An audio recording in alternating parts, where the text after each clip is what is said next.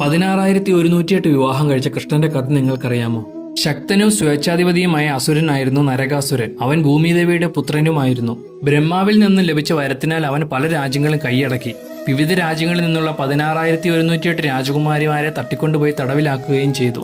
നരകാസുരന്റെ സ്വേച്ഛാധിപത്യം അവസാനിപ്പിക്കുവാൻ ഇന്ദ്രന്റെ നേതൃത്വത്തിൽ ദേവന്മാർ കൃഷ്ണന്റെ സഹായം തേടി. നരകാസുരന്റെ കോട്ട കൃഷ്ണനും തന്റെ ഭാര്യ സത്യഭാമയും കൂടി ആക്രമിച്ചു.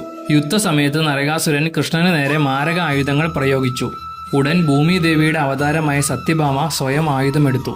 അവൾ ആത്യന്തികമായി നരകാസുരനെ വധിച്ചു.